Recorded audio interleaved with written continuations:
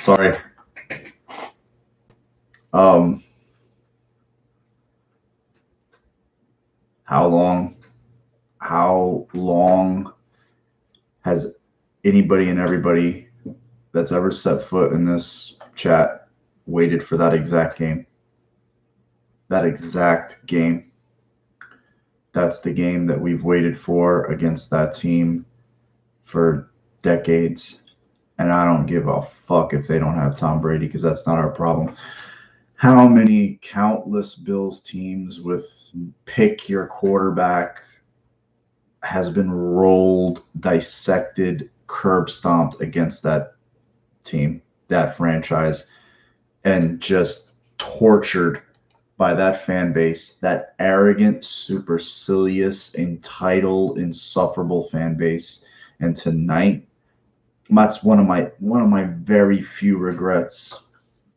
Just like the Bills fans can't be in the stands for this great season, phenomenal season, I fucking loathe the fact that those entitled, arrogant fans couldn't be there to watch that and leave at halftime and empty that stadium out. I would have, oh my God, how delicious. How delicious. I tweeted, this reminded me a lot of the 94 game, week 16 against the Pats. Kelly had his ACL torn. Kelly had his ACL torn by, I believe it was Henry Thomas. Bills go in with Frank Reich. Here come the Patriots in the Buffalo young upstart team. They got a young Drew Bledsoe led by Bill Parcells. They roll the Bills 41-17. Tonight, 26 years later, Bills roll in the Foxborough with a young upstart team led by Josh Allen, and they roll the Pats 38-9.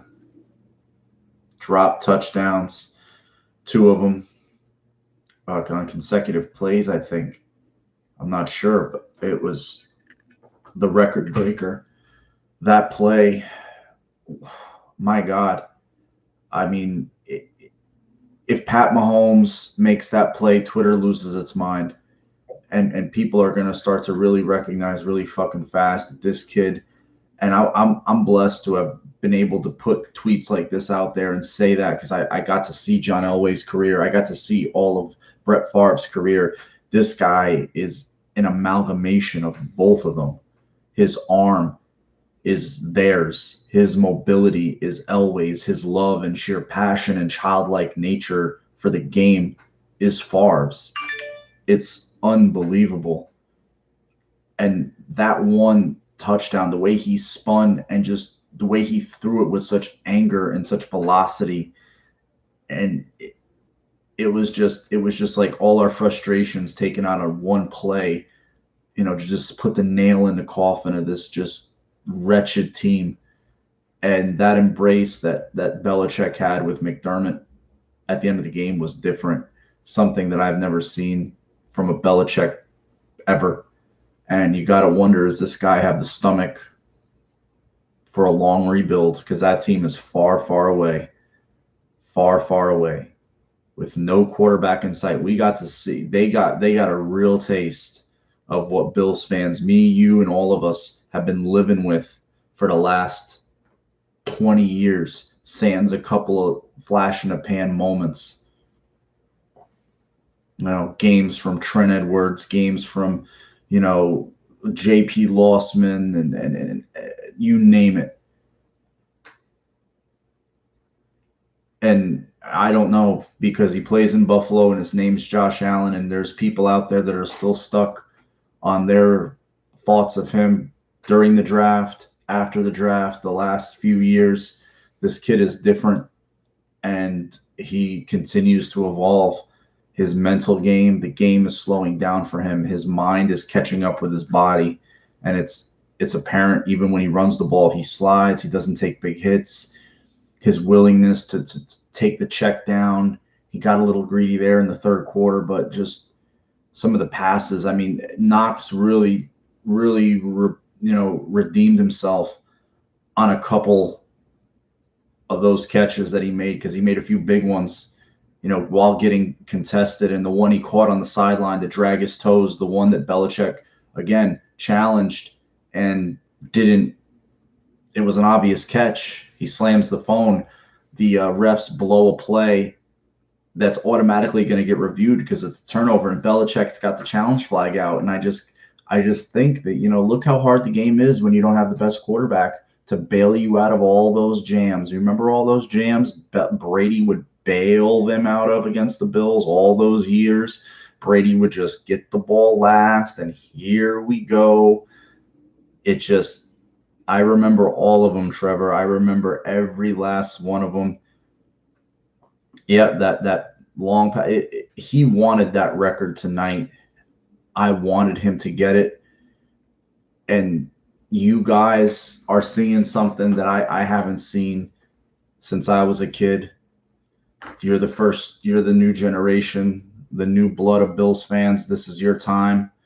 You're seeing record-breaking performances in passing. They're 13 points away for 14 points away from setting the franchise record all-time scoring. Josh Allen set the record for touchdown passes tonight. He has the record for most touchdowns from a Bills quarterback. You guys got to see it. How beautiful is it? This is what it's like to be in the NFL. This is what it's like to be in the big time. And this team is really good. And I can't believe it. Man, everybody played their asses off tonight. The defense had the one drive, but outside of that, Patriots didn't even have notifications, didn't even have 100 yards passing. That just the plays the Bills were running were just bitch slaps. The fake punt, going for it on fourth down multiple times. The one pop pass, it wasn't a pop pass. It was more of a crazy pass that the Lee Smith leaks out, not only just for the touchdown, for that long one after the Diggs catch for the on the final touchdown drive. Just insane. Just the kind of plays that they were making. And the Bills didn't shit the bed today. They didn't come out. And it's hard for me to make this analogy. Like, look at what Cleveland went through yesterday. All their receivers lost to COVID. Tracing. Baker goes out there, and for a running football team, his coach has him throw 53 times against a 1 and 13, 1 and 14 Jets team, and they lose. And they could have won and got in. They have the longest drought in the playoffs right now from 17 years, and they're left like, what did we do? And I was afraid of that today. The Colts shit the bed yesterday. They had a 24-7 lead on the Steelers. The way the Steelers have been playing, we're like, they're gonna, here we go. We got that that 2 seed locked up, and the Colts just vomit all over themselves. Phillip Rivers just pukes. Their defense collapses, and tonight's game mattered, and it mattered no matter what, just from a statement standpoint, from a momentum standpoint, just for a psychological standpoint. And they just went out there and exercised all those demons. I mean, I was greedy as hell. I wanted more. 38-9 is nice, but I was hoping for a 50 burger, man. And they were kind of harping on the fact that Belichick wasn't giving Josh Allen a lot of praise in terms of MVP and this and that. But I mean, he got to look at that defense, and he diced them. He really diced them.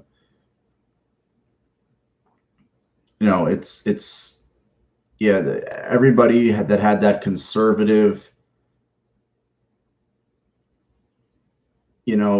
thought about McDermott, like he's conservative, he's this, he's that. He goes for it. He's not this ground and pound coach. He's like, hey, we're going to, you guys have my confidence. We're going to go. Fourth down, we're going. Fourth down, we're going. Fake punt. Remember last year, the Bills lost the first Pats game on a fake punt. Not a fake punt, a punt block return for a touchdown. That was the L. There was so many games last year in hand that the Bills could have won, that this team is winning. Actually, they're not even winning. They're not leaving any doubt. This is their 4th straight win in prime time, or 3rd, I'm not sure. But they're averaging 40 points in those games. 40 points. You know, they're 13-2, Eric. This is a 13-2 team. Look at Arizona. Look at the Bills. Who would you rather be? Which quarterback would you rather have? They can have the Hail Mary. I'll take Josh Allen all day long.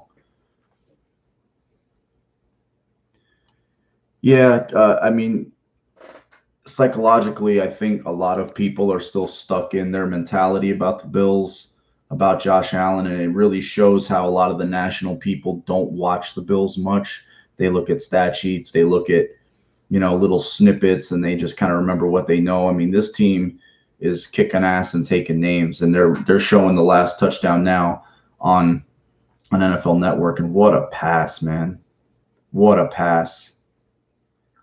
This team is is really on a roll. I think Beasley had a similar issue with that Diggs had. He kind of like got his foot caught in the turf, and he kind of like gave his ankle a little bit of a tweak. He walked it off. I think you're going to see a lot of guys next week, get rotated in and out. You're going to see a lot of guys get rested in terms of the score effect. That's going to be an interesting game, and just not interesting for the Bills, because I think the Bills have to win next week to reassure that they're going to get 2 home playoff games. I think that's vital. I think keeping your team on the ground, not putting them in the air, flying back and forth is important in terms of injuries potential. Just routine standpoint, teams. The Titans look like they wanted to play in inclement weather last night in Green Bay. How about the Colts, who play indoors? How about the Browns, who when I saw them play against the Raiders team in that same kind of weather, just couldn't do it. They just didn't look like they liked it. They didn't look like they thrived in it. I think you rest, but you rest with just some purpose in mind, because at the end of this game, in the fourth quarter, you saw a lot of guys come out. You saw Tyler Matakevich, Dean Marlowe on defense. You saw a lot of those types on offense. We saw Allen go out. We saw Diggs was on the sidelines. We saw a lot of guys just get put on the sideline. You never know what can happen, but you have to reassure yourself the best opportunity to keep that 2 seed and not have to go on the road whatsoever. You have the most advantageous matchup of the first round.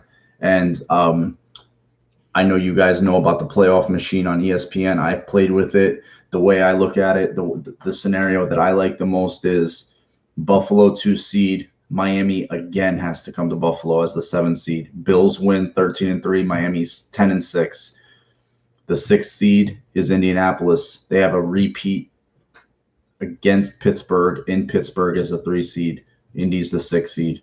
Now, this is the matchup that I like, because you're going to get rid of one of these teams.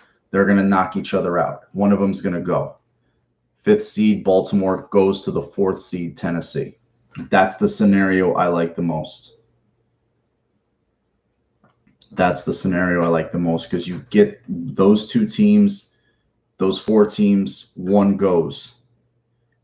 No, 2 go, and it just gives you. I like the matchups against any of those teams, but in a pecking order, I like Tennessee, and I like Baltimore having to get rid of one another somehow, some way.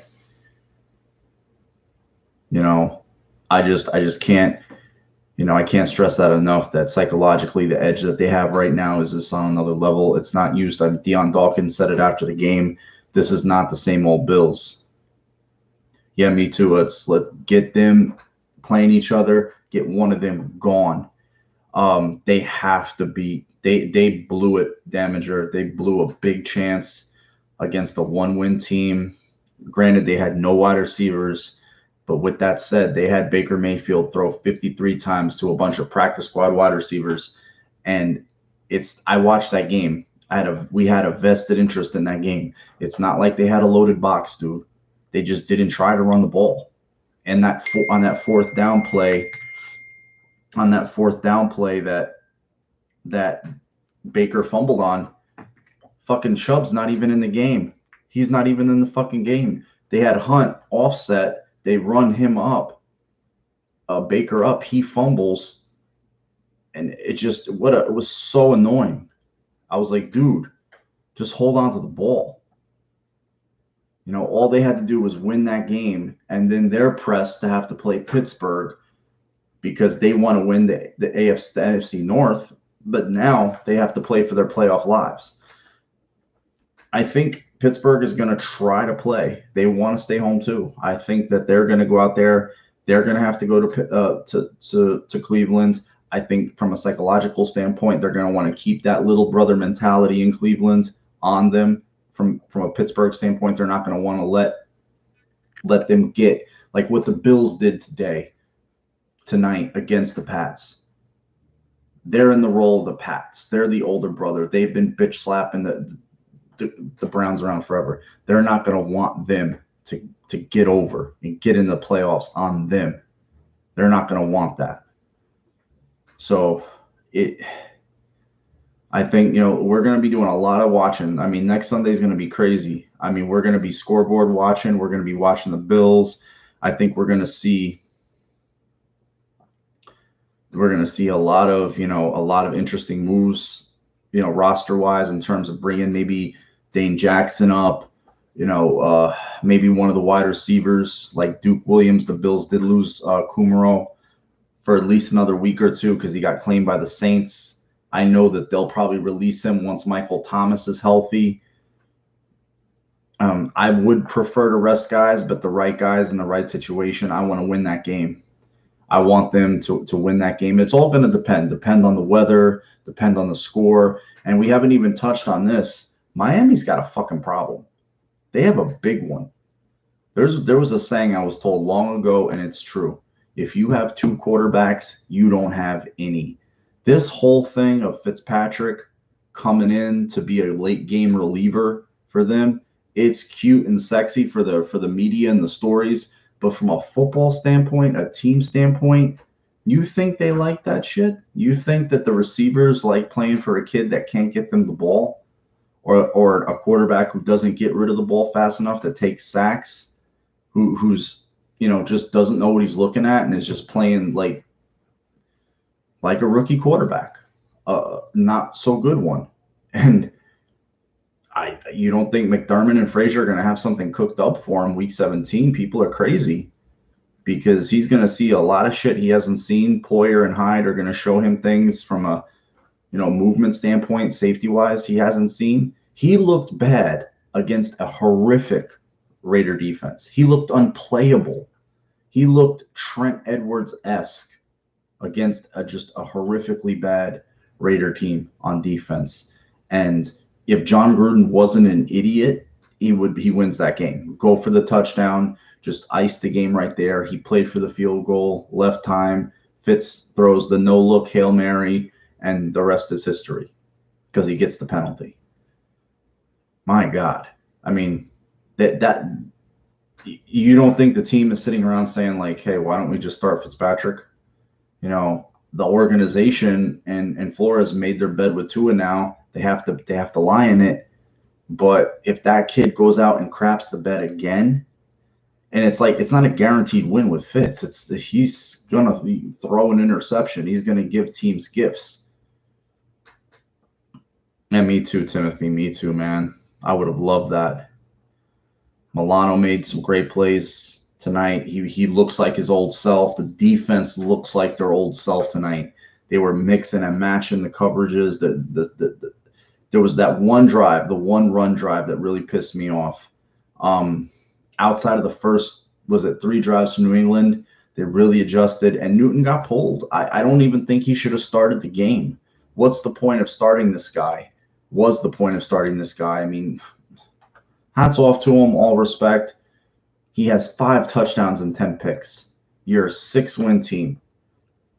And remember all the bullshit talk we heard before the season.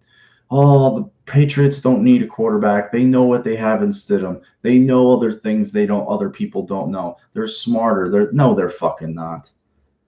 They hit $1 trillion. They hit on $1 trillion lottery ticket in the 6th round 20 years ago, and all we've heard since is what fucking geniuses they are and how they knew something that nobody else always knew. That because they were always fucking cheating. That helps too. And they had the greatest quarterback to ever play the game. That helps too. Who always took less than market value to help the team. And they have bad drafting, bad free agency. They've hit on a couple, but they've missed on a whole lot. And then Belichick wants to say, oh, it's not our fault. We did this, we did that. Dude, you run the fucking team. Your team is bad because of you. Guess what his record is without Brady? I got 31 games, 60 and 71. 60 and 71 without Brady. What do you think of that? 60 and 71, no Brady. Read some of the comments. Now they see, yep, they have to find a quarterback now. They're us. They're what we used to be. The Broncos, they're what we used to be. Watching a fun, exciting new team with an up-and-coming young quarterback just kick your brains in all up and down the field. Nope, not this week. I really wish the Bills would have hung on to Kumaro just for one more week, though. But you know what? It was an unforeseen situation. The Bills had their own issues to deal with before the game. I mean, Yeldon came up yesterday, and then the other two guys, I think, was it 3? It was 2 practice squad guys and then John Brown, which was like shit. But hopefully, I think he's got to string together like five negatives and be like 4 or 5 days.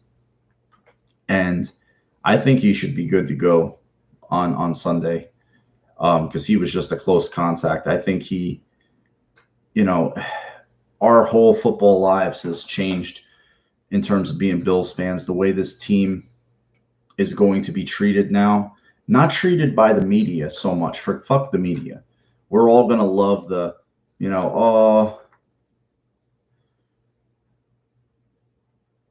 hey, bro, what's up, MMA? How you doing? I still, yeah, I just didn't like the way the sport was going, man. Just too monopolized by the UFC. Now that Bellator and ONE do some things, maybe I'll do an MMA video once in a while. It's good to see, more. But I like the pride and, UFC, battle was fun. That's why I did it mostly. Yeah, that was hilarious, and that was sad, Damager. Disrespectful. You got an MVP candidate, and you have, a kid that's just not that good. And, his receivers didn't help him yesterday. If you watch the game, Judy dropped some balls that were big. But come on, man. What's next? I've just heard it all. I think from a developmental standpoint on, you stick with this kid and you see what he can turn into. But Allen was a quarterback of a 10-win team last year. They lost, outside of the Eagles game, they lost every game by 1 score. I mean, they were in every game. It's thanks, man. I appreciate that, bro. Thanks for remembering me. Wow. Yeah, it's been a while since I did an MMA video, but I still watch the sport. I still love the fuck out of it. No, they can never admit that they're wrong, and that they'll kind of skirt around that fact. What you're going to see the Bills treated like who that matters the most? The league, the players. Daboll is probably going to get a head coaching job. I think a lot of people, have to get their heads around that. Daboll is going to get a head coaching job in this league because of this. He's getting a head coaching job for the right reasons because of the way Allen has played. Allen does a hell of a lot of work in the offseason without Brian Daboll, with Jordan Palmer on his own, getting the receivers together like he did in Miami.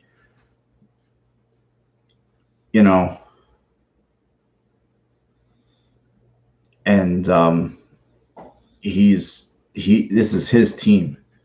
The Bills are going to have their pick of offensive coordinators. There's going to be people lining up to call plays for this guy. That's a world that you guys, and even me, I don't remember it, and you guys don't know it. And guess what? Welcome to it. There's going to be a lot of free agents. guys who are on, they don't care about the money. They'll just take a team-friendly deal to try to win. There'll be a wide receiver who wants to take a prove-it deal. I'll take a nice 1 year to play with this guy. Look at Beasley, career numbers. Stephon Diggs, career record-breaking season with the Buffalo Bills. John Brown broke all his personals last year. People are going to take notice of that. Look at, for example, look at a guy like J.J. Watt yesterday, the video he put out post-game after the Texans lost to the Bengals. You don't think J.J. Watt would take a nothing deal to come play with the Bills after he gets released because the Texans have no money, they have no first-round picks, and, it's pretty much as, they can just save $17 million by cutting him?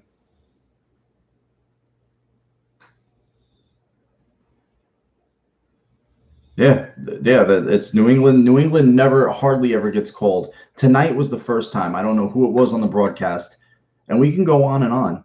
Name the last New England first-round pick that did anything in the league. They usually either trade out of the first round, and people talk about, guess who they N'Keal Harry was drafted in front of DK Metcalf, a few other receivers too. Yeah, he's rare, man. He's rare. He's a different breed. It's not often that you see a player do what he's done. He always looked like a more natural thrower to football, more fluid. I mean, as compared to a guy whose accuracy couldn't be fixed, like EJ, who looked like he was aiming the ball, like holding it funny and just kind of aiming it instead of just releasing it and letting it rip.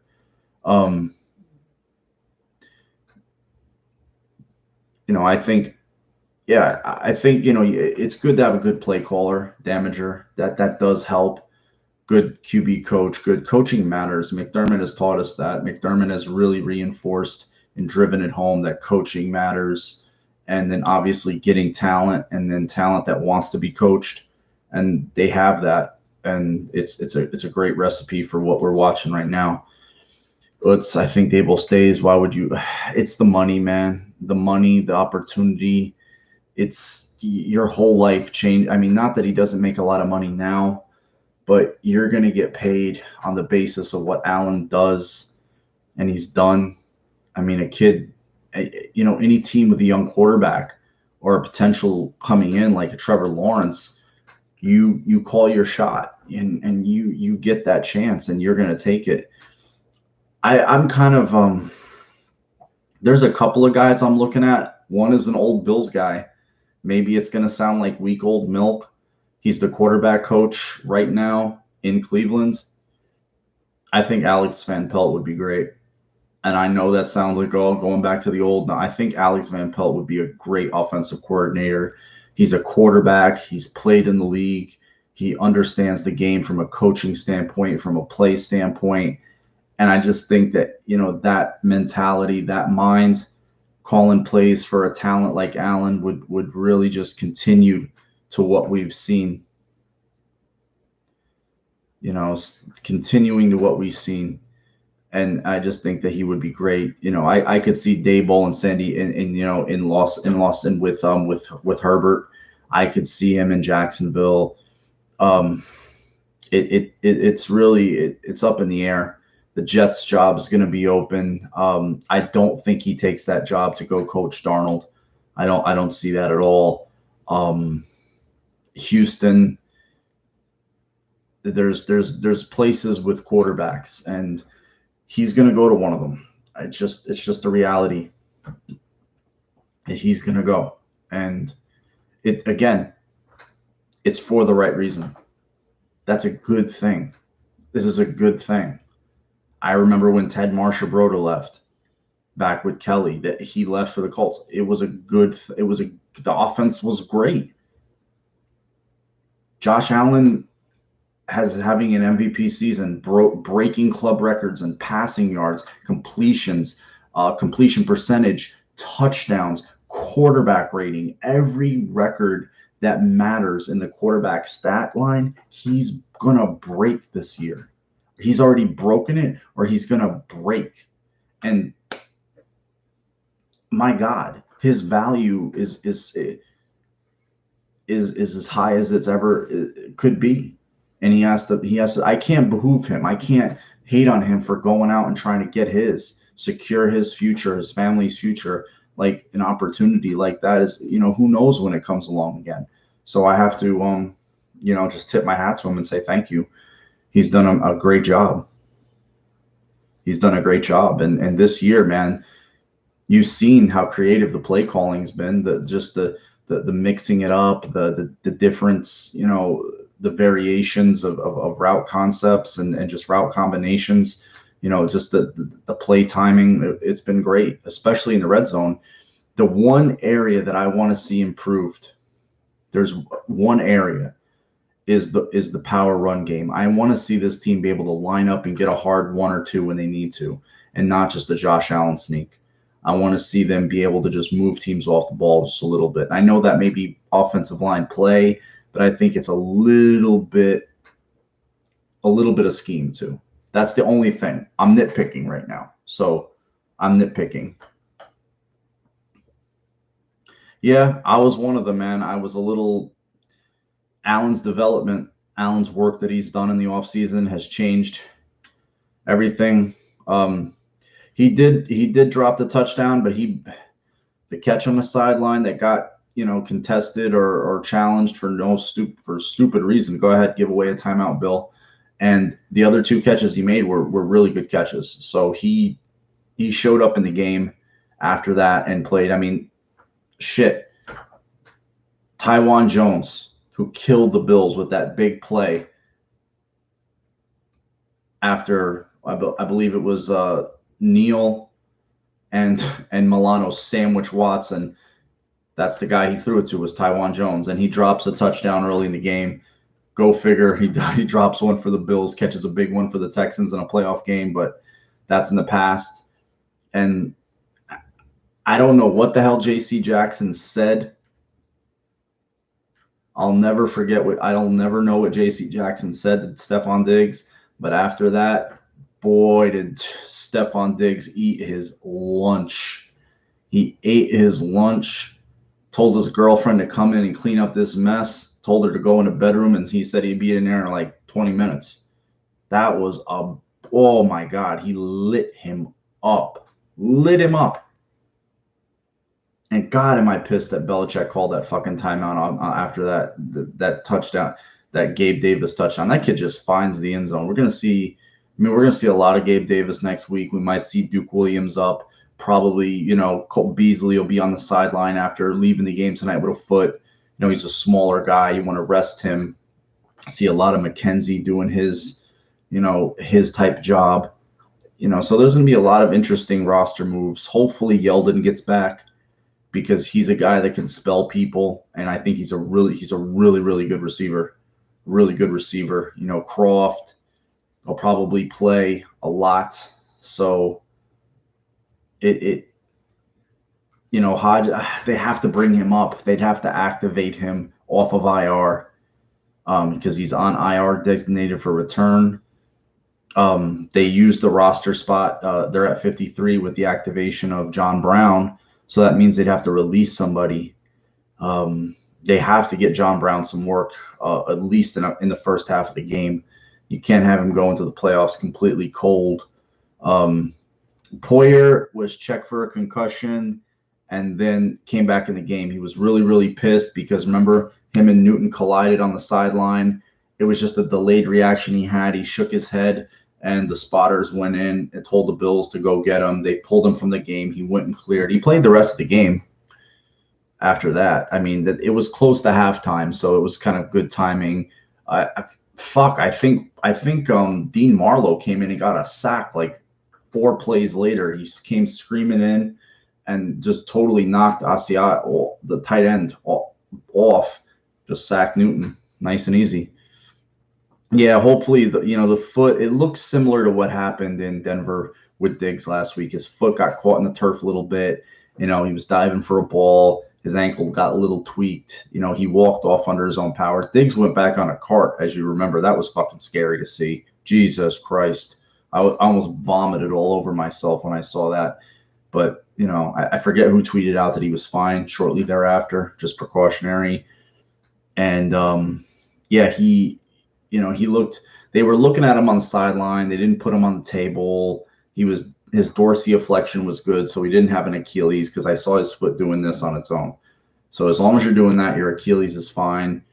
They didn't take his cleat off, so he's just a small guy. He's so I think next week a guy like him, they'll definitely want to take something off of his body.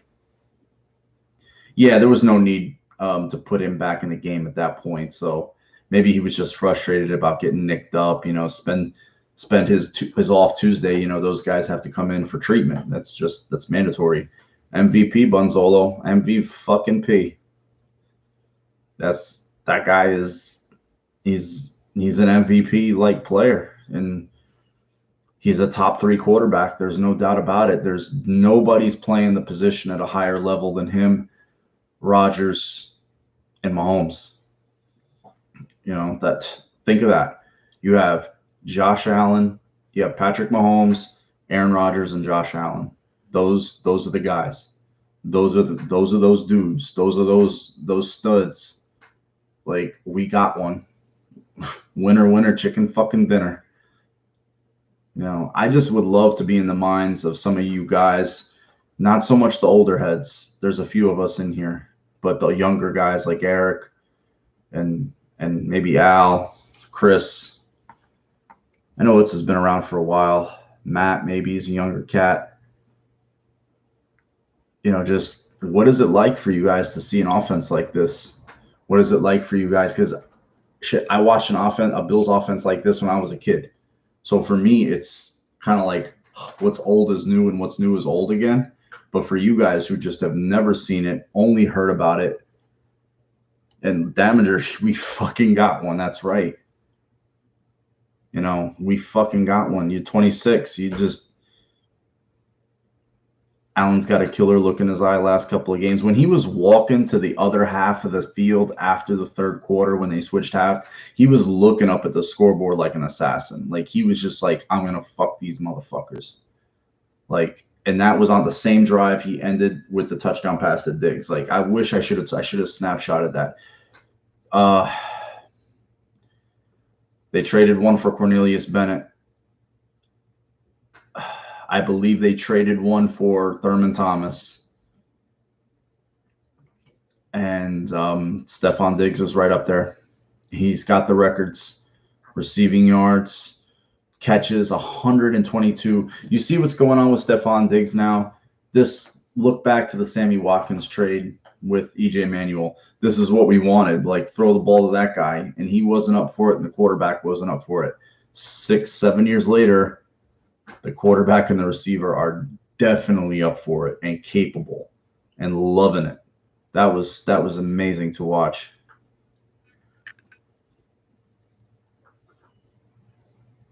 Yeah, you have a confidence in this team now, and just the way they're playing, the fun that they're having. There's just a lot of joy out there from an offense, defense, the way they interact with each other. Even you go on Instagram, you see it. You go on Twitter, you see it. Go on the team website, you see it. You see it on the field after plays, during plays. You see this team just boom, boom, boom, just really, they thrive off one another and they rally around each other. And it's rare. It's not something you see all the time. They're not like the 04 Bills team, like I bring up so many times. That team was divided. The offense was hated, despised by the defense because the defense knew that they were carrying them. And the special teams did too. Terrence McGee had a great year that year, returning kicks. I think Parrish had a good year returning punts. I think fucking McGee went to the Pro Bowl as the kick returner that year. They hated the offense. They were on 2 separate sides of the locker room. Didn't interact. This team is a 180 difference. 180. The K-Gun, named after Keith McKellar, Air Allen, all air Allen.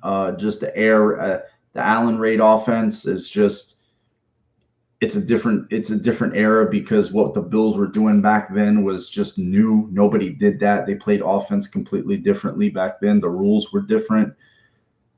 They were the first team to consistently tempo teams, speed it up, no huddle, spread teams out in that way with a back like that. Dolphins never had a back like that, but they would spread teams out and throw.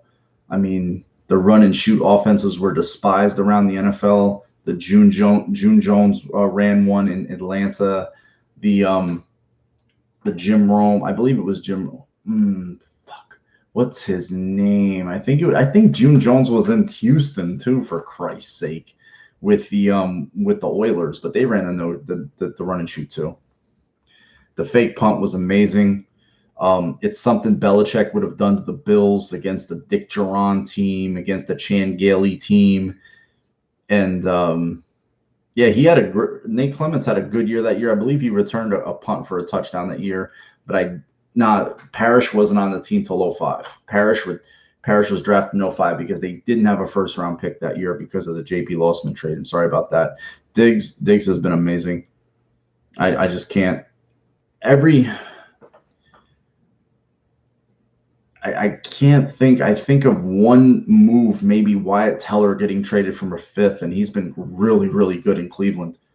But that just goes to speak. This guy, I sound like such a fanboy, but Bean can fucking draft. This guy picks players. He picks good players. They didn't have they had to trade a first round pick, I think. I think they didn't have a first round pick because of the Biscuit trade. But they did something for 2 years. They didn't have a first round pick. It might have been just because of the Cornelius Bennett trade. So that's probably it. But I know Thurman was the second round pick, and he had to wait so long because of the knee injury.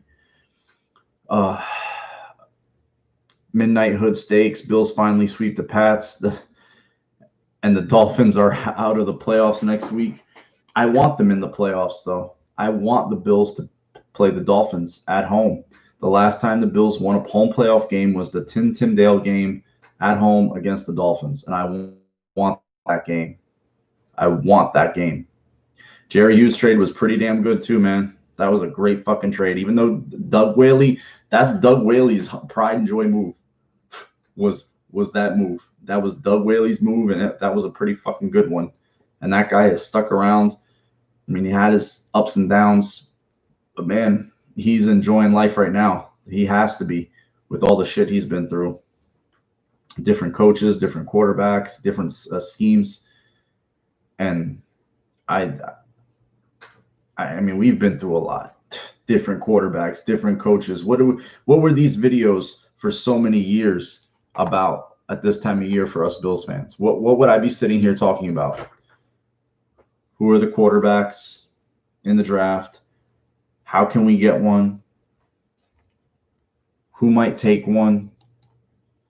How bad do the teams ahead of us need one? Who's the coach? How can we get a coach? That was the videos I did for how many years? Those are the videos I did, was about the quarterback and the coach and the crappy culture at the building and how can it get fixed? And we're all diehard Bills fans in here. If you're in this room right now, talking about Ryan Nassib, Johnny Manziel, talking about Derek Carr, talking about, we could just go over the list every year. I mean, from shit. We did the Bledsoe trade, and they got Lossman. They didn't really talk about it in Edwards, but then they just didn't draft quarterbacks. The Bills just didn't draft quarterbacks. But let me ask you guys a question. Then they're showing the clip right now. Like, how would you feel about, next year you get a J.J. Watt comes onto the team for a nice 1-2 year deal, like just wants to win, just wants to be a part of a winning organization, winning culture. You see what he's about. You know what he's about. Like, that's not far-fetched. That's not bullshit. That's not fanboy speak. That's not pie in the sky. That's reality. That's who the Bills are now. That guy don't give a fuck about big city lights. He don't give a fuck about money. He's like, I want to win. I want to play for something. And McDermott, that's what McDermott is. That's the process. That's the culture. Like what he talked about. That guy would fit right in like a glove. Put him right next to Ed Oliver, and away you go. But that's where the Bills are. That's where the Bills are. That like we're talking right now, that's reality. That's not bullshit. Like that could happen. Like that's I almost count on it happening. How about that? Like I could just see it because he's everything they want. He plays at a high level. All he gives a fuck is about the team. He'll play injured. He'll do whatever. They have no money damager. They're gonna have to release half of their team this offseason. They have money under the cap, but they have to, they have a bunch of older veterans that are done. The McCourty brothers are done. Gilmore's gone after this year. They're gonna have to pay J.C. Jackson. Lawrence Guy gone. Their quarterback situation, it's a mess. It's non-existent. They have no wide receivers. None. They have no wide receivers. And I'm sorry, Jacoby Myers is a third or fourth wide receiver at best. The two young tight ends they drafted this year, Keen and the other kid from UCLA, are just they either don't play or they drop everything that they get thrown at, or they can't block. They're, and all the guys who dunked off of, opted out because of COVID, they're old. Hightower's old. Chung is old. These guys aren't spring chickens anymore. And Tom Brady's not the quarterback. That's what Bills, we have to kind of wrap our heads around. We saw that tonight. This is the Patriots' existence now. They are just another team in the league. There's this ethos we have about them, this stigma, but it's gone. It's gone. That doesn't exist anymore. We don't live in that fucking world anymore. That's their world. They have to see Josh Allen twice a year. That's what they have to think about now. Every team that plays the Bills, shit, we have to play Josh Allen. Fuck.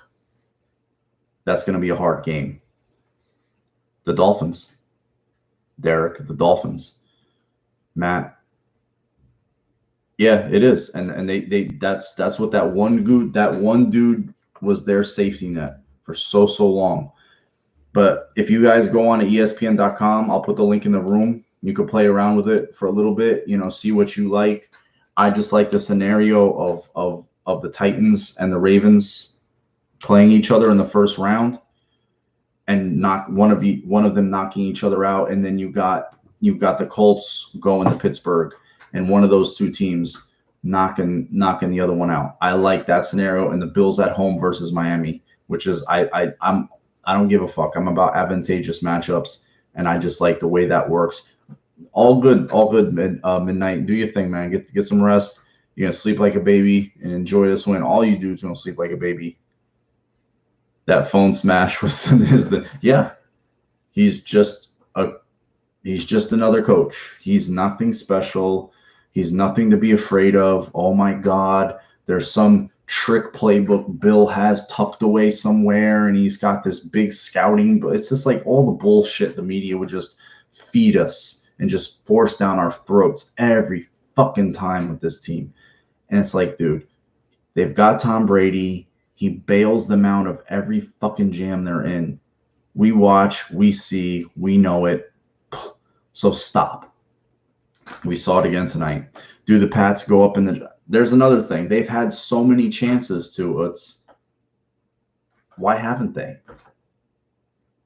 Remember the year that we drafted Josh Allen? Oh, the Bills. Oh, they like Rosen. They like Rosen.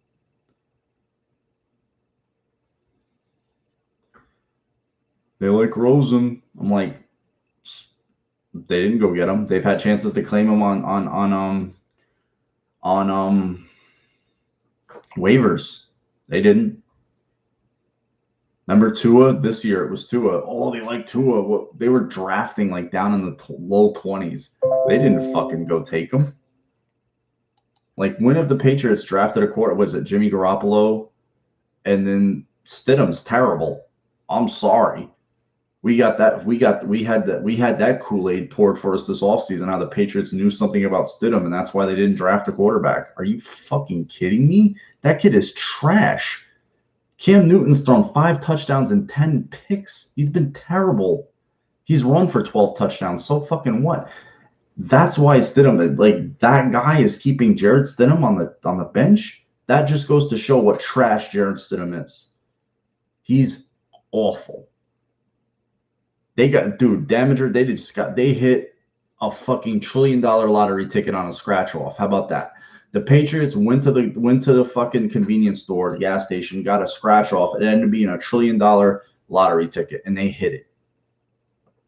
Didn't have to share it with nobody.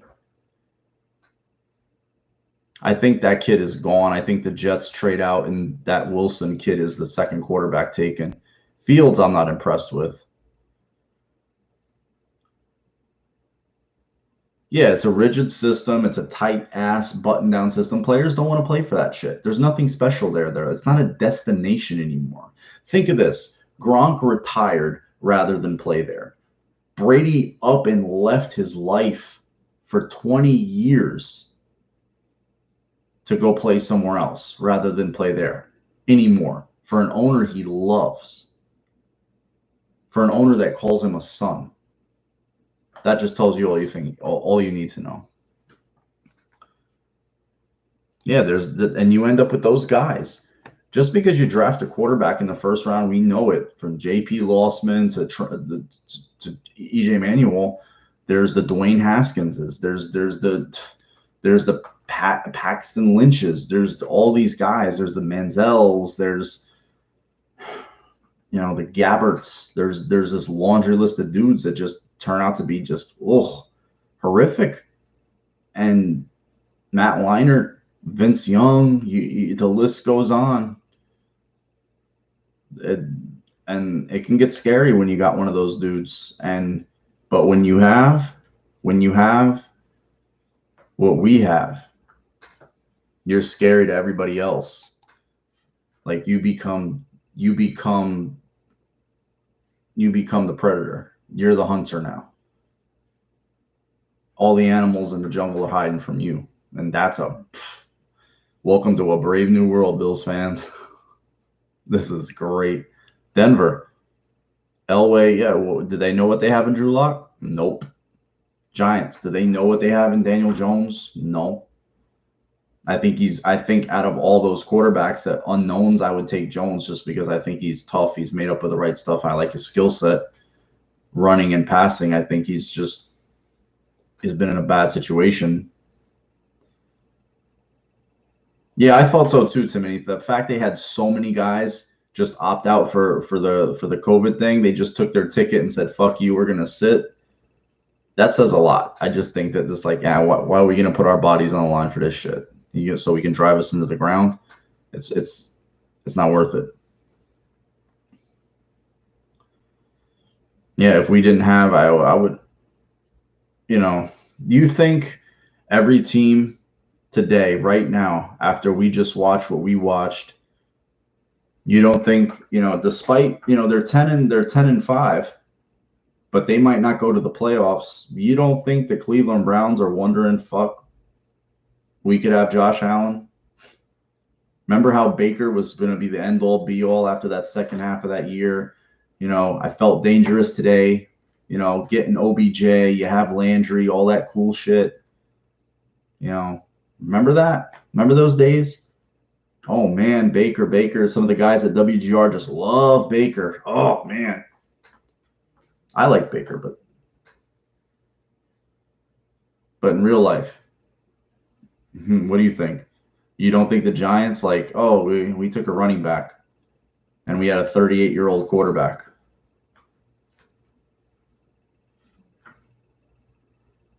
that played one more year and then retired? Or two, I'm sorry. you oh, girl's texting me. Sorry. You don't think that they like I know like several Giants fans because of where I live. They're like, I had one hit me up on IG tonight. He's like, yo, all disrespect. I wish the Giants would have drafted your boy. Like he dead ass like, yo, I wish the Giants would have drafted your boy.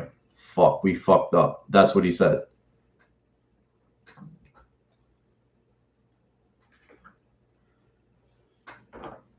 Not Damager, I think he needs schemes. I think he needs everything to be perfect around him. He needs the line, needs the receiver. Not to say that Allen doesn't, but because he's got great players around him, but he can't make chicken salad out of chicken shit. He needs. Remember what Allen had to deal with his rookie year. My God, from a line, from receivers, from running, nothing. He had nothing. Who is out? Who else? Denver. You think Denver? Shit. Or how about Cleveland trades a boatload for some team to come up instead of taking Denzel Ward? How about the Colts? Andrew Luck played one more year. They trade to take a guard for him. They don't take Allen. Then the Bills take Allen at 7. Think of that. Every one of those teams makes a different pick and a different decision today because of Josh Allen. Not because of Baker Mayfield or anything, because of him. That whole draft would have changed because of him. There's no doubt about it. Baker is a nice quarterback. You know, he's really even proven me wrong. Like he's calmed his act down. You know, he was playing well. I mean, you lose all your receivers in one fucking the day before the game. I get it. I think his coach is more culpable than anything for having him throw 53 times to fucking practice squad guys. That was stupid when you got Nick Chubb and Kareem Hunt. But that's their fucking problem. I don't think our coach is that dumb. I think our coach is smart. I think he understands how to adjust in game, at halftime, and he's willing to learn. And he's made some mistakes, but he also has adjusted and fixed those mistakes. And you see the team improve. Third down, third quarter scoring, being more aggressive on fourth downs, willingness to show confidence in the team. You know, faking a punt. Was a 4th and 3 or long 2 they stayed on for, and they got it. Just things like that, just little things that, you know, this is not a coach this is not the Sean McDermott that came to the Bills in 2017. He's a completely different guy.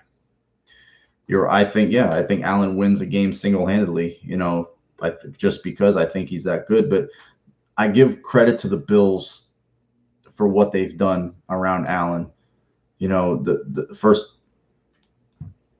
blueprint McDermott and being laid out in terms of just the culture, having the right people around and having the wrong people gone, the type of team, the type of teammates, and just letting this kid just be who he is. And just, you know, because I think a lot of these guys are different people behind closed doors, but man, just some of the moves. You know who looks like an asshole today? Maybe this is old hat. You want to know who looked like an asshole today? Antonio Brown. Remember when Antonio Brown laughed about a Bills trade? Said he wouldn't. Said no fucking way. What does he think now? After he's done what he's to his career.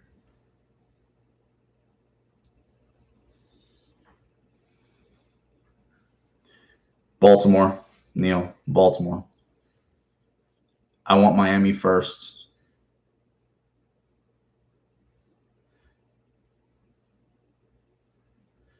Dude, you're not making anything up. Everything sounds like me saying JJ Watt could be a Bill 2, 3, 4 years ago would be hyperbolic. Like, oh my God, like no fucking way. I mean, granted, he was younger and had more time on his contract, but this year he's going to be 31. They're going to have to cut him because they have no money. They have no draft picks. And he's going to take less for more. He's going to take a nominal deal to go play for a winner. There's going to be a receiver. There's going to be players that want to do that, and Bills are in the catbird seat. They get to pick and choose now. They get to pick and choose. Oh, we like you. Maybe they would make a concession when they were a little more hard up. They don't need to do that no more. Or maybe they feel like their culture is strong enough that, you know what, we can rein this guy in. This guy will fit in. He'll do what he's told. If not, we'll just get rid of him because we're not paying him anything. Let me read some of the comments. Oh, it's hindsight is 2020. Barkley could still be great, but it's not the NFL. Yeah, it's not the NFL. I mean, he's been injured 2 out of the 3 years, and they don't know about their quarterback, right? They originally drafted him because they thought that the quarterback they had years left. He didn't. He had a season and 2 games. His last game starting, I think, by their decision, Jones was injured when he started, was the Bills last season. Timothy, our line has really gotten better. Yeah, the line, I mean, thanks for bringing that up because I forgot. The line has been great. The line has been fucking wow. I mean, and I don't know, am I wrong? Ike Bucker is just as good, if not better, than Cody Ford. I notice no discernible difference. Now, this leads me to believe one of 2 things. Guards, you don't draft so much. Tackles, yes. You draft tackles, not guards. Now, if they still see Ford as a tackle or just a versatile piece on the line, fine. But you don't draft guards. Even though he drafted, I just feel like I see no discernible difference. I see them just as good, if not better. No, that was talk, Steve. That was a real thing. That was a real thing. I don't doubt that, but I doubt that Seattle just wanted to see. But I don't think Seattle would ever have made that move. I think it was kind of like, let's see what we can get them to do. I don't even think it was for the first overall pick. I think it was for the 4. What's that? That's a Predator. That's the Predator from the movie, the original Jungle Hunter. I just read that now from Brazil. Mortal, okay. Yeah, I remember when the talk of him potentially being number 1, but we all watched it. We all saw the Iowa video, the Iowa game where he looked like shit, and just some of the Wyoming. You saw throws, but you didn't see games. You didn't see these complete games of him dominating and just destroying teams. Like EJ had the Clemson game, for example, where he just dominated and he looked like a guy for 1 game. But, with Allen, it was nothing. It was just the arm, just the talent overall, the type of kid he was. And remember, cancel culture tried to cancel Josh Allen before anything with all the tweets the night of the draft. Remember that? Somebody dug up tweets from when he was 14 and put him out there to try to make him out to be racist and shit, because he was quoting some like cartoon show or some shit. This is scary shit, man. Yeah, days of paying guys like that are long gone, man. Long gone. Pats they only had 111 yards. Wow, they ended up with just wow, that's crazy. I think all those were on the ground too, because they did not have much rushing. Yeah, man. He gets, for every touchdown, he gets 4 field goals. Field goals, he only gets 1. Touchdowns, he gets 4. So tonight he got a lot, and for wins he gets 7. So if they win, they get 7. For losses, he gets 3. It's possible, but it's a scumbag move, though, no matter how you slice it. But tonight was magical, guys. I mean, I just really think that what we saw at the end of the game was a true pass. I'll say it. McDermott wouldn't say it after the game. I think we saw a true passing of the torch after the game with that exchange with Belichick, because that's not like him. He's not one to stand there and exchange pleasantries. He barely acknowledges the other coach, and he goes storming off. He sat, put his arm around McDermott. They talked for a little bit, after they initially met up. And, oh, hell yeah, he is. I just think – I don't know if Belichick has the stomach for this. a long rebuild with no quarterback, not drafting high, the uncertainty of drafting one, the cap situation, all that he's accomplished, his age, does he have the guts to go through that? I could see him just turning it over, like giving it to McDaniels or just walking away, maybe waiting for a more advantageous, because he can do that.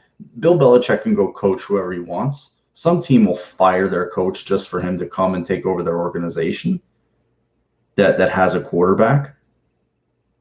Oh, we had to. And it had to be like this, Brazil. It had to be decisive.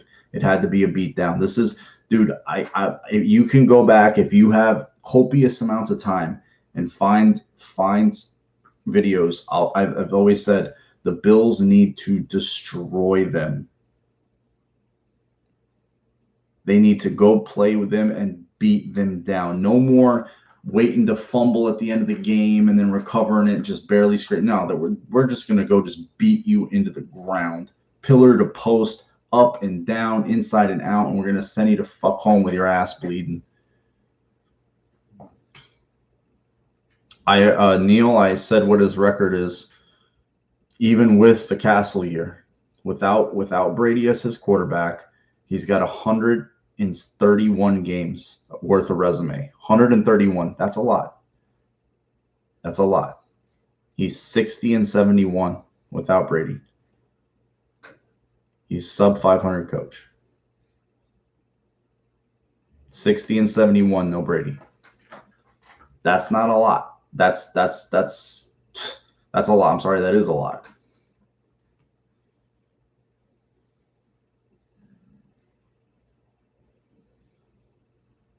I think McDermott has to get coach of the year now.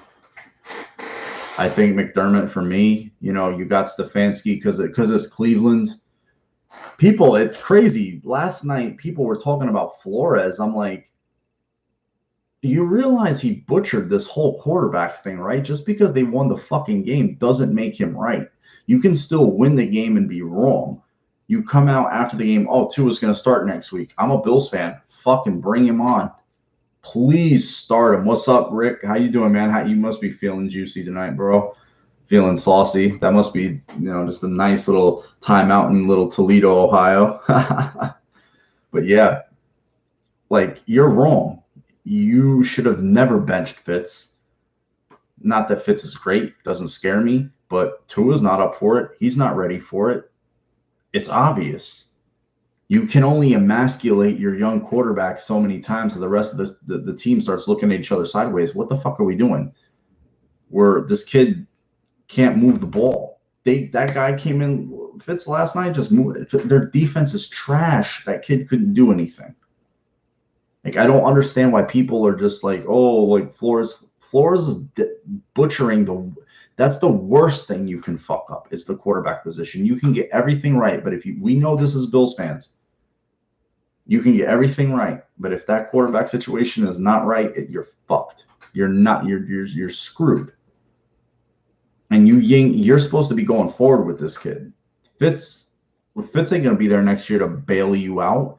And if you do sign him, is that the way you want to do it? Every time you suck, he's going to come in and try to bail you out, because that's not a fucking guarantee either with the way he turns the ball over. Yeah, I could say that. I just think the way they do things, man, they're crazy detail oriented over there. It's different level shit. I mean, shit that I would call for, but even things that I don't even think of. And I don't know everything like they know everything, because there's some experts in some fields and different areas. But man, anything you could imagine and fathom that you'd want your team and organization to be, with details and just making sure you're buttoned up, this team is. Shit, look at John Brown tonight. Nobody knew he was on the COVID thing until the team let it out. It didn't leak. It didn't get it. All that happened was Fowler said he wasn't going to be active for the game. He was activated. Then he was put on the reserve list. That's how buttoned up they are now. With regimes of the past, that shit would have been out early this week. And everybody would have known. Now I want those guys up for this week. I want, all the protocols to be cleared, and those guys will be good to go, because we need live bodies against Miami. We need all hands on deck because the way they're going to rotate guys in and out. You want to be able to rest guys, but you also want to be able to play guys to keep them, especially Brown. He hasn't played in almost 2 months. His legs have to be fresh. That high ankle sprain healed. The knee is healed up and good to go. So, I mean, having him back. We've seen Allen put up 4 300-yard games without him. How about when he comes back? Like, shit. What would he have done with him? It's insane. Thoughts on Allen for the MVP, red zone efficiency. I just think Rodgers is probably going to get it, man. I think Rodgers is going to get it, but Allen is right there. I think Allen is too, is second in the voting maybe. But like I said earlier, let's be real. There's 3 dudes in this league right now. 3 dudes. Those special dudes. There's Rodgers, there's Mahomes, and there's Allen. But the point of that is we have one. We have one of them dudes. We have a stud. We have an A-lister, an alpha male. We have one. We don't have some fucking, some sloppy jalopy lay and pray quarterback. We have a guy that'll go out there and go blow with anybody in the league, on his feet, with his arm, and now sore with his mind. So how does it feel to live in that world? It's a different world.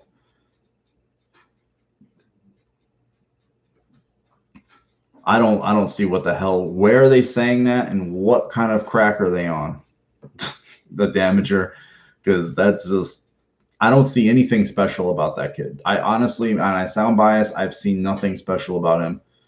I haven't seen one moment where he scares me or makes me think. I've seen way more from Herbert than I've seen from him. And Herbert got no love because you had Burrow, you had Tua. Herbert was just kind of like the third afterthought. He was the afterbirth for the Twins. That guy is fucking good. And he's got good players, but he's good. Burrow was playing very well before his leg, man. That's a shame. But he was playing well too. So, yeah, it might be a close call with Yeldon since he actually tested positive. Yeah, I think he has to string together the 5 because that's generally happened with the Bills. They've had a few positives. You remember with the tight ends with Knox, they had the bye week and he had the ankle injury. He would have. There was one other instance. I think it was Norman, or what? That might have been the bye week too. God damn it! What's up, Vols? How you doing, man? Fuck the Pats is right. Easily, Damager. Easily. Yeah, I just don't think his demeanor is the same as Allen. I think he's a little bit more of a quiet guy than Allen. I think Allen's more fiery. He gets a lot more fucking amped. I don't see that in Herbert yet. Played, kid's in a tough situation, man. He should have more wins on his plate. His coach just butchered so many situations. So, I mean, but again, coaching matters. This guy, everybody gave him shit, McDermott, for his trust the process, got to watch the tape, all the coach speak and the rhetoric. And he's pulled this thing together and just he's rebuilt the Bills brand. Let's just put it that way. The Bills brand. Remember the Russ Brandon press conference back in the end of 2012 after Gailey was fired? This brand has been tarnished. Guess what? This brand has been restored. It's no longer tarnished. It's been revitalized, rejuvenated, and restored to what all of us fans have wanted for so long and just only could dream about. All we ever wanted to do was wake up on Sundays and feel like our team, we can win this fucking game. We're not just going to sit there and hope, scrape, and cobble together, maybe we just control the ball and get some turnovers and keep this guy on the sideline, we'll be okay. Nope, we're just going to go out there and throw all over you, do what we want, put the pedal to the metal, make you do things you don't want to do, and win. That's the Bills world. And it's It's fucking great. Yeah, that's all you need to know. I mean, remember the reaction in 17, Steve, after they made the playoffs for the first time in 17 years? People crying, grown men crying, you know, just a simple playoff berth after, they had not seen it their whole life. Fans that attached themselves to something that was a butt of a joke, a loser, and also rant, just schedule filler, and all of us stuck around and stayed, you know, and we just stayed through all the bullshit, just hoping that this team would run into something right for a change. And in 2000, January 13th, it all changed of 2017 when they hired this coach. And he put his plan in place, and he's just methodical. He found a GM and partnered with him and has made it just a beautiful marriage, one that hasn't existed since Levy and Polian, before a lot of you guys. Very few. Some of you guys were young kids, like I was younger, and remember it. And this is the special moments you get from something like that. It's beautiful. This is a Bills team we're watching that's just, they're playing the best football in the league right now. Name a team that's playing better football than the Bills, the Packers maybe. But everybody, loves Aaron Rodgers because of his long resume. He's won a Super Bowl. He's won MVPs. He plays for a storied franchise.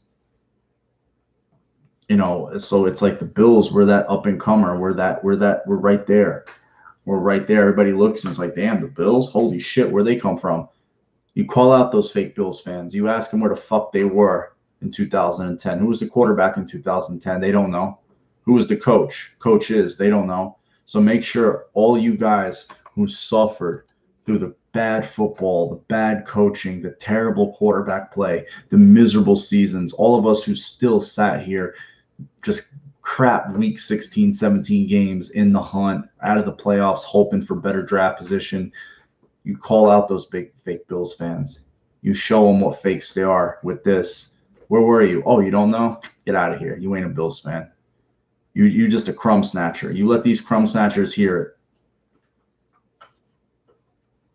You just let them hear it. That's all I can tell you. You enjoy what you deserve, because every one of you deserve this, to feel the way you're feeling now, to go to bed and wake up the way you're going to feel. Victory Tuesday. And we waited, man. We waited long and hard. Yeah, I wish we had some red helmet. Apparently, Neil, from what I understand, the NFL is going to change the one color helmet rule next year. After the end of this year is done. So I know Tampa Bay is already getting the creamsicles. The Buckaroo, I think he's Buckaroo, whatever the hell his name is, the pirate. So they can bring back the Reds, and I would fucking love it for a few games. That would be great.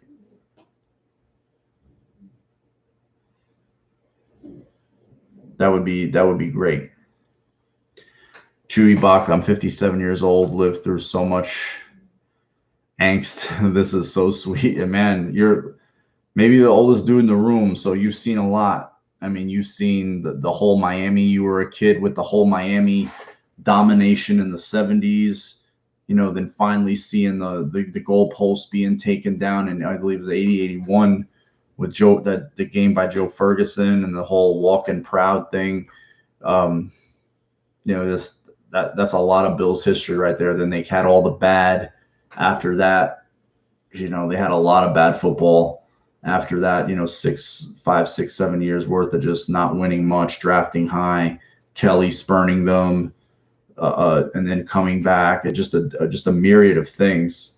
And then our fans aren't here. I wish I'm a purist. I like what they have now when it's white on white, blue on white. That's it. I'm not a fan of the color rush that much. I don't like the uniforms they wore tonight, even though they won. I just like icy everything or blue on white. That's it. I'm a purist. Maybe occasionally you can bring back the standing buffalo or the red helmet, but that's it. I just like clean and classic. Like, I want the Bills to have a brand like the Raiders. The Raiders uniform. They don't fuck around with it. It just is. the Packers, the Steelers. Just I like that solid, like, this is who we are. Like, we rock this blue, red, white, and blue like no other. That's what that's just me. Sorry, Victory Tuesday. Yeah, man. It was a little nerve wracking, thinking, waiting, watching the games yesterday and thinking about this game today. You left thinking about, like, all day today, and it's finally played, and the Patriots come out, get that early 3, and you're like, fuck. The Bills, they go down, they stall, but they take the 3, and then after that, that was it. They just took control of the game and just ran away with it. Mercury Morris and Miami wide out Brady. I mean, they have Woodley or Worley, one of those quarterbacks was before Marino. He was there for a little while, then between Greasy and Marino. But they had, just tons of those. They were just more of a running defense team, and then Marino came. They became the passing team. Like, I caught on more with the Duper, Nat Moore, Mark Clayton days. Jets Bills 91. I think they lost. If they won, I know there was a playoff game they lost against the Chargers back then. Dan Fouts. I saw it on YouTube. Obviously, didn't watch it a little before. I mean, I was alive, but wasn't, coherent enough, or, was too little to watch football and understand it, and let alone remember it. But I saw one, and Ferguson, I think he had an ankle injury, because I read up on the history of the game before I watched it, and I thought Ferguson had an ankle injury, and he wasn't right for that game. Yeah, Joe Krebs. I remember a lot of the names just from the Bills records that I look at and stuff, seeing a lot of those. There was a few, like Larry Kimbrough, but he was more with the Kelly years. And, Ronnie Harmon has the famous drop, of course, not a good one. But, all that. It's fun to look back now, but think about it. Who is my unsung player this year? So many. Can I have one on offense, one on defense, and one on special teams? I know that's greedy, but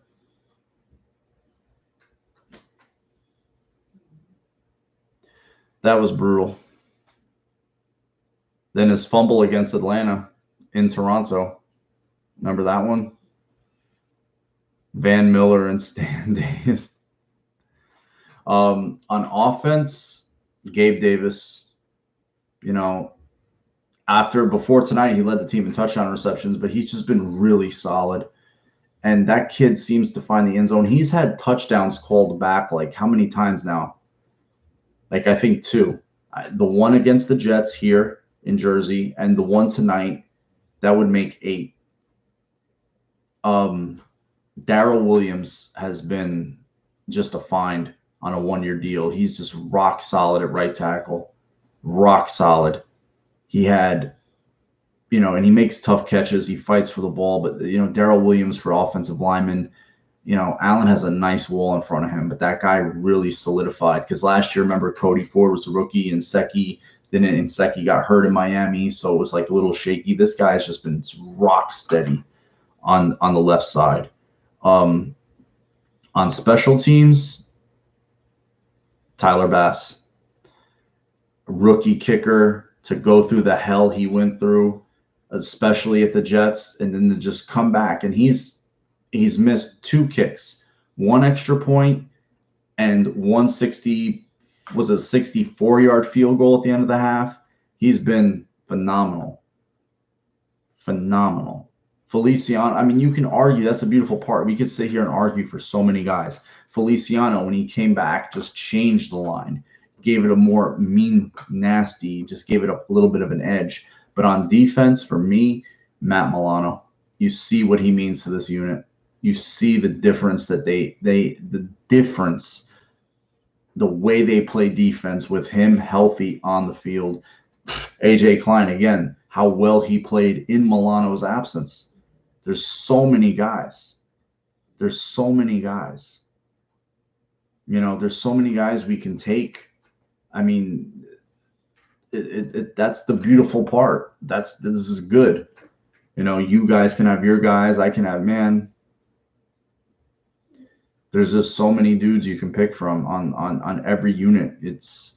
I mean, I know Roberts has had a few. Andre Roberts has had a few mishaps. You know, the muff last week and then the fumble in Tennessee.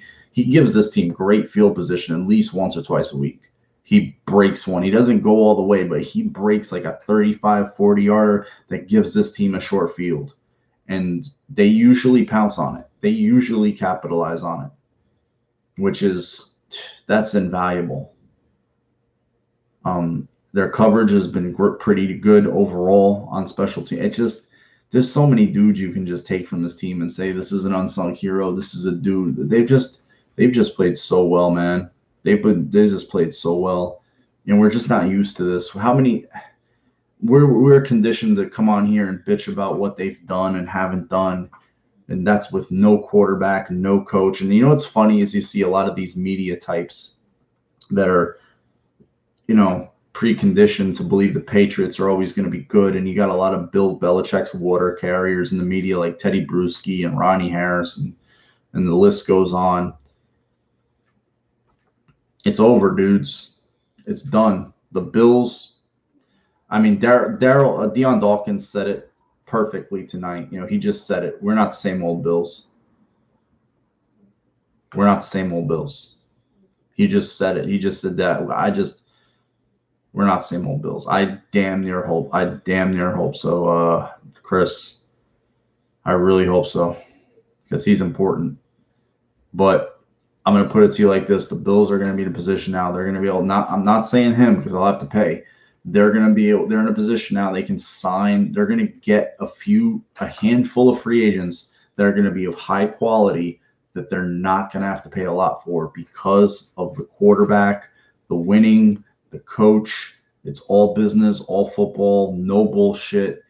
You know what? I have a great year here. I can go somewhere else and make bank. That's the way the Bills are right now. A wide receiver, a defensive player, a tight end, something. There's going to be an offensive player that the Bills are going to get that they would have never gotten before, ever, because of the quarterback and the coach. I still think that this team is a 13-win team right now, man. 12 wins, the most since 2000 and 2000 shit.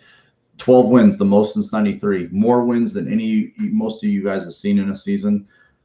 40 passing yards off the record. 34 touchdowns, broke Jim Kelly's record. 43 total touchdowns for a quarterback. 34 passing, 8 rushing, 1 receiving. 250 yards away from 5,000 yards of total offense all year. This kid is just really, he's the difference. This Allen this year compared to last year, it's Pluto to the sun different. And wow, Josh Allen, we have the best quarterback out of the 18 class, and I just think that's plain simple fact. That it wasn't Baker, it wasn't Rosen, it wasn't Darnold, it was Josh Allen. And he's a Buffalo Bill. And wow, this is week 16 of his third year, and he's a stud. He's a fucking stud. That last touchdown pass to Diggs was fucking phenomenal. And that just was insane. Insane. That's one thing I thought, Chris. That team from the South coming up north, they just played a game indoors. You're coming to Buffalo, you know, and it's cold. The receivers, how willing are they going to be to get popped? How willing are they going to be to catch balls in that weather? I don't know. Depending on the score, Chewy. Depending on the score, I think they're going to want to get him the record, and they're going to want to keep him a little sharp. But I think they want to win that game. I really think they just want to secure the playoff position. They're 14-2, bro. Neil, they are 100%. They can have their Hail Mary moment. We won that fucking game. 3 years ago, the Bills and Jets were in the same position exactly. And the Jets are a trash fire and continue to be. And they're going to have to ride out with Darnold. It's vital. It's vital. Then you get Miami again at home. But the way you get Miami at home, the Titans have to win, the Colts have to win, the Steelers have to try to get the 2 seed. And we all play at 1 o'clock. That's the thing is the Steelers, Browns, 1 o'clock. Browns have to go all out. Are they going to be able to handle that pressure? Are they going to be able to handle the pressure of knowing we have to end the 17-year playoff drought and we have to beat their Patriots, their rivals, the Steelers, at home? They have fans in their building too. Let's not forget that. They get fans, which is crazy. It's only 300 miles, 200 miles, 300 miles south of Buffalo, Orchard Park. Why the fuck can't they have fans? This shit knows not to go across the state lines? It's fucking ridiculous. There should be 15,000, 20,000 people in that stadium. People can be spaced out. The concourses are big enough now. I don't. It's insane. But let me not go off on that tangent. But yeah, Damager, the Bills made the right decision. And they got the right guy, and a lot of people have egg on their face today, including me, and I'll wear it proudly. Brazil, I think we're just starting to be a very good team this year, early part of our year. So many close wins. Now we're just winning. Yeah, even early part of the year, it was tough. You know what was happening in the early part of the year? We were getting up and letting teams come back in. Now we're not letting teams come back. We're just slamming the door. The door is being closed quick. Once we get up, we don't let go. Like that Rams game does not happen. Remember some of the national people, the Bills played the Rams before the Rams were getting good. If the Bills played the Rams today, they would win. Who the fuck are you watching? There's another one, drinking that big market Kool-Aid. You got to plump up the LA Rams because they have NFL Network in their building, in their stadium. Literally, it's produced and broadcast right out of there. So they got to plug that league product up, their new fancy stadium and all that shit. Jared Goff sucks. I'm sorry, he sucks. Oh, they're sick to their stomach, Neil. Trust me. They are fucking beside themselves. I know a couple of them. They literally sent me tear emojis and just I can't believe they fucking did this. How could they do this to their fan base and win? But if you look at it, they should have 4 wins. The Raiders, that they should have won that game. Cannot tell me that Greg Williams didn't throw that fucking game for them. The Patriots game, all they had to do was stop a 3rd and 22, and they let Cam Newton pick it up with Myers. They should have won that game. They stopped them. They get the ball back and kneel it out. They're disgusted. Any word of us getting they were supposed to get something like 7,000. I just think that's ticky tack. I mean, you put 20,000. Okay, then we're talking. Then I'm excited. They deserve it. These fucking fans deserve it, man. You have over 20, going to be 26 years with no playoffs at home. Last playoff win was that long, and you're going to tell your fan, come on. These are adults. They can go to the game if they want. They're making the choices that they want. They're not little kids that you fucking tell not to do because no, you don't do that. Damager, I get players and coaches are not going to tank, but if I'm the owner, I'm making sure we lose and not blow our chance. I mean, their ownership sucks, man. What do you want to say? Johnson brothers, they can make baby lotion, but they're not good at running football teams. That's for sure.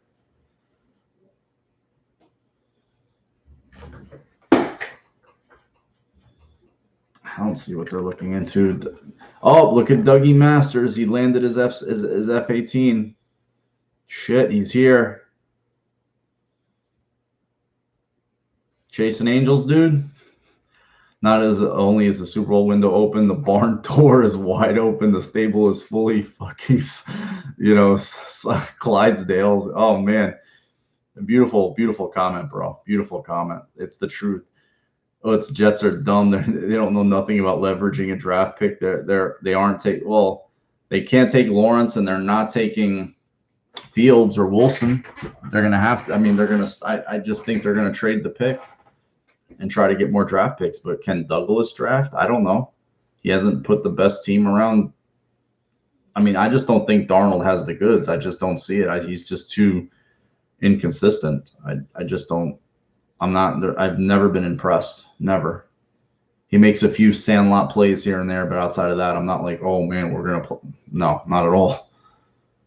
I remember in their rookie year, the Jets won a game in Buffalo, and Allen, they were talking after the game. Well, you think they were asking Jordan Poyer about who do how did you feel playing against a special young quarterback, and everybody thought it was sour grapes at the time. Poyer was like, no, we had the special. I only saw one special quarterback out there, and we have him. I don't think there's much else. I don't think Darnold is that special. We have the special quarterback, and everybody's kind of like, oh, he's just being sore, whatever. Well, 2.5 years later, I think it's a different.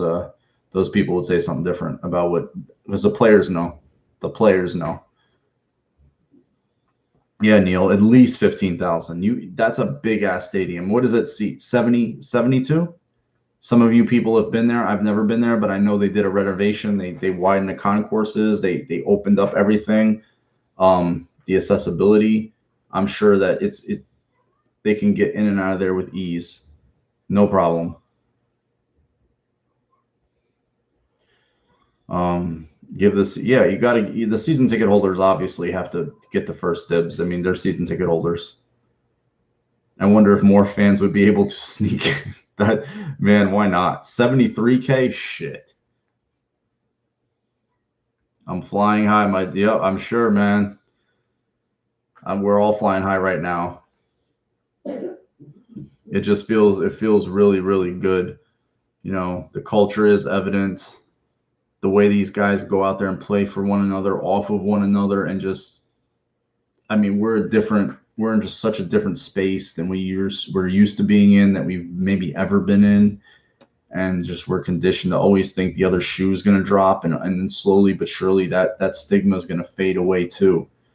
It's this, I can't believe I'm saying this. I really can't believe I'm saying this. And that, when you talk about the quarterbacks, the 32 quarterbacks in this league, there's teams that need one. There's teams that have one, but are just kind of hanging out. And then there's teams that have one. We have our dude. And the Bills not only have their dude, they have a bona fide top 3, like just thoroughbred at quarterback, along with the names of Mahomes and Rodgers. There's Josh Allen. If somebody had a gun to my head and would have made me bet, like, would that happen? I would have been like, I would love it to happen, but if you have to make me bet for my life, I don't think it happens, and I'd lose my fucking brains, because I would have been wrong. I wouldn't have never thought this would have. I don't think any one of us could have honestly said that we'd seen what we've seen with one game to go. And I really would love to be a fly on the wall, like a lot of us would, to hear what their plans are this week. Given that we're Bills fans, we're not going to divulge those to anybody, but just to hear like what their plans on with the players, what, do they rest guys? Do they play guys? I think it's going to be more of a spot treatment thing. They're going to play guys, but in spots, depending, again, score effect, the way the Cleveland-Pittsburgh game's going, because they're going to have people watching that. So it's going to be really a lot of touch and go. How is Miami not playing? How are they playing? If Tua comes out there and it's a trash fire, they're going to throw fits in, and it's going to be away we go. Like, they're just going to throw caution to the wind. They have to let it all hang out, and then that's when mistakes can happen. I think you can catch them in a lot of mistakes. When a team is on the road, they're desperate, maybe they don't know how to quite win those kind of games yet, they're going to come out there and do some dumb things and leave themselves vulnerable. And I think you can get Flores to make some mistakes too, because I think he coaches a lot with his emotions. Read some of the comments. Can Can you believe it? Van Miller. Yeah, he's looking down happy as hell, man. Balls, I'm going to go back and watch the video where Kuiper said Allen would be the best QB, and McShay was laughing because he thought Darnold was a stud. McShay. I remember he thought Brian Braum was better than Aaron Rodgers, too. Braum was one of those quarterbacks who started for the Bills, after he'd been cut, and that's it. Any chance Fromm dresses? Oh, yeah. I think Fromm is going to dress and isolate because I think he's the isolation emergency. They had Davis Webb up this week too. I think just from a safety standpoint, because he plays wide receiver. He plays some wide receiver and some scout team DB and tight end for the look team. So what his activation was about was maybe just making sure they had numbers in case somebody, did something in warm-ups or something like that. But, because it was such short notice. But, that he was inactive and everybody was fine. So it was not needed. The quarterback threw for 3 and change and 4 touchdowns. So it's really fun.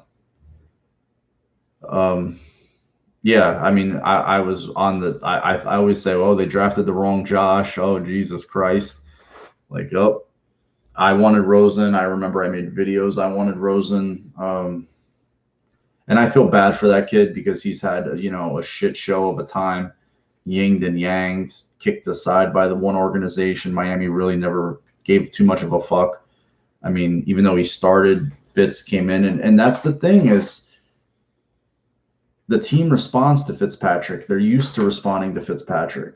Win, lose, or draw. And they just don't respond to Tua in the same way. And then when Tua, is starting these games, and if they start off slow, you could see how flat the guys look. They're just like, oh, fuck, we're getting open. The ball's not getting put on us. He's not giving us a chance. The offensive line is like, hey, we're blocking, but he thinks he's got all day back there. He doesn't. And he's taking sacks. I honestly don't think he's durable enough either. I've seen a couple of times, like last week he got sacked just this past Raider game, and his ankle looked like it got gimped on a little bit. Like he was kind of like hobbling. So who knows? Like, I don't know. I just don't think the kid has the physical to be a guy, to really be a real player, a force at the position. I think he can be good. I just don't think he can be great. Maybe I'm wrong. Maybe I'm not. Yeah, he hasn't helped himself. But Tua didn't help himself either. He came out and said he thought the league was easy. It wasn't as hard as he thought it'd be. Dudes around the league hear that shit and they don't like it. And he paid for it. It's been benched twice since he said that. The one thing that maybe not by Darnold was he threw a ton of picks in college. He never looked like a true stud. Herbert did it to me too, but who knows? It's true. There's something to be said about being a quarterback with a fiery personality and laying it on the line. Yeah, I mean, the way Allen threw his body around in his rookie year, I mean, the way he, just little things that he did, you knew there was something different. Remember at the end of the game, last game of the year, 2018, the Bills are, they were 5-10 going into the game. They beat up Miami. Kiko takes a headshot on Allen sliding head first, and fucking Jordan Mills and Wyatt Teller and a bunch of the guys just go nuts and just go right after him. And I think Jordan Mills got kicked out of the game, but that says a lot. You see a team, going to fight for its rookie quarterback. Like, that's a rookie quarterback, and they just went after him. And ever since, you've heard the way the offensive line talks about him, the way receivers talk about him, after losses. Somebody put up a clip of Cole Beasley last year at the end of the Pats game. He's like, Allen's going to be fine. That kid's going to be one of the best quarterbacks in the league, soon. Like, people don't realize it. He's, and you heard it before too from other guys. Like, that kid's going to be good. That kid's going to be good. And you're kind of like, they have to say that. That's their teammate. That's their quarterback. They're not going to. Well, they catch balls from him in practice every day, run routes for him, so they know some shit. And apparently or close to fucking being right, like really right. And I'm glad we're all wrong. Yeah, Haskins was what a mess. I mean, and that guy, they basically Burrow transferred to LSU because of Haskins. Wow, look at the way their pro careers turned out. Couldn't be more opposite. I know Burrow's young and got hurt, but Haskins has just been terrible. Those QB sneaks always got our teams going. Yeah, the one in Dallas was just different. You know, to recover that ball and the way he just flung the defender and just drove.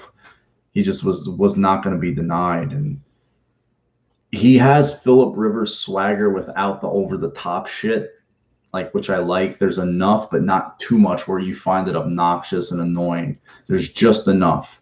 He's right in that sweet spot, and that's where I want him to stay. Well, they say it like that, Steve. I remember there's a video from the opener last year. There was a video, Deion Dawkins was talking, and he was just like talking about Allen, about why he's been named the captain, and how he loves them and he wants to fight for them and win. He doesn't want to let them down, and they don't want to let him down. So it's just kind of a give and take. Those are going to be two guys. You're going to want back. They're going to want to keep John Feliciano. They're going to want to keep Darrell Williams on that line. So right now I believe him, man, because what an underrated season he's had.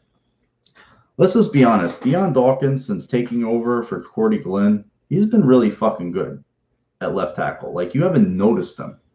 Nobody's torched him, and he's rarely ever talked about as one of the good tackles in this league.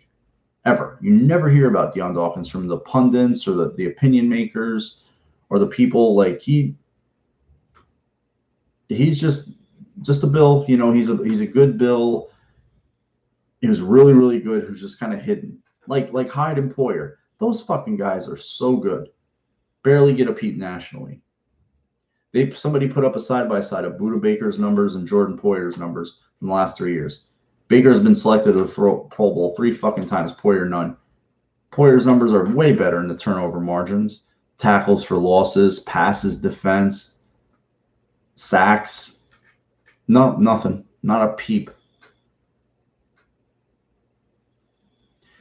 Yeah, and I hope the kid can still be a player. I really do. I hope he can be a player. I just think that Ike Bucker has just been just as good, if not better, and I've noticed no drop off. And you got to remember, Ford was there when they were having all the crazy, switches, and they finally got Winters out of there. And once Winters got out of there, Morse was healthy. Feliciano was able to go back over to left right guard, where he played all last year next to Williams, and Bucker is just fit right there perfectly at left guard, and it's been great. LaShawn McCoy loved Allen. He doesn't throw accolades around. He said he's going to be a guy. He's going to be a special quarterback, because they see it. I mean, there was no resume. There was no sample size. I just saw, and I bring this up all the time, so I sound like a broken record.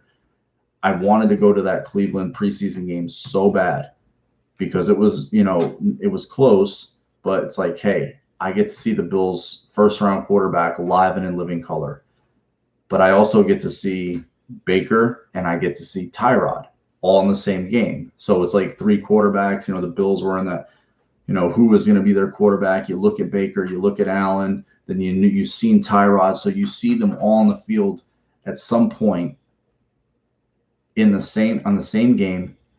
And I just remember seeing Allen move around and throw the ball compared to the other quarterbacks that played in that game. Nate Peterman was the other one, and Allen just looked so different than the other 3. He moved different. He threw different. It jumped off at you. And I'm no professional. I'm not a scout. I'm no professional anything. I'm just a fan. But from my naked, untrained eye, I was like, that guy looks different. That guy looks different than those other guys. His size, the way he moved, the way he threw, it looked effortless. It just looked like, meh. Nothing looked forced. But, guys, I've been on here for almost 2 hours. I can't believe it, but it's so worth it. this is something I've wanted to do for so long. Ever since I started doing these videos, this is a video I can only have imagined ever doing, let alone a live stream, which is even better, to share it with you guys and with each other. Just a game where we have a stud quarterback, an elite quarterback, a sound, fundamentally well-run organization, and a beat down of the Patriots, just cementing the death nail, the torch being put out and a new one being lit. And it's us that are the beneficiaries of it. It's just fucking amazing.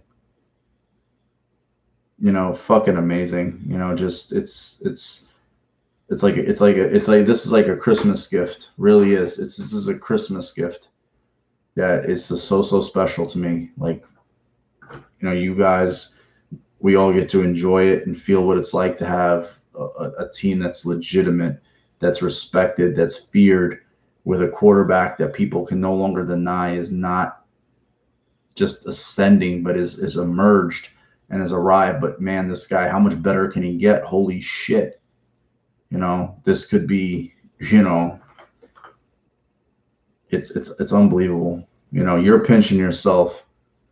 The Leotis fumble, like, man, yeah, those can stop. Those can stop Damager, because they're not good ones. It just feels yeah. How does I wonder how Corey's feeling tonight? Wow, like, you must have hated it. You must have thought it was sickening. They're just terrible. Allen believes in Nate Peterman. I don't know what the hell that poor kid was on, some other shit. But good night, guys. Have a great night's sleep. Enjoy it. Stay up. Think of I'm probably gonna stay up, go watch some highlights of the game. And just relive a few of the moments. We got to see records broken, new ones set, a new standard, a new standard, a new foundation for a new standard was laid. And people will say, well, the Patriots didn't have a quarterback. Well, it's not the Bills' job for the Patriots to have a quarterback, just like it wasn't the Patriots' job for the Bills to have a quarterback or a good run organization or a good coach. It's not the Bills don't apologize for this.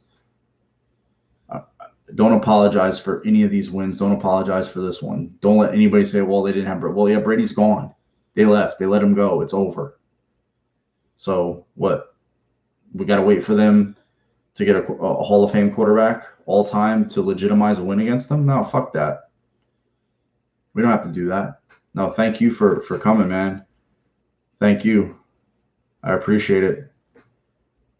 Enjoy the victory. You guys deserve it. You guys earned it. You sat through all the shit, sat through all the demoralizing losses, the not privy to the information press conferences, the in lockstep press conferences, the Rex Ryan trucks, the Dick Geron blank stares, the check down Trent Edwards era, just malarkey, quitting, losing to the Steelers backups in 04. We've seen just everything. Every time we play the Titans, seeing the Music City Miracle. Every time playing the Cowboys, watching the Super Bowl loss highlights or fucking BB chase down of Leon Lett. Or every time we play the Giants, we have to watch the wide right. It just, Thurman's missing helmets and against the Redskins. It just, or Andre Reed smashing his helmet in that game.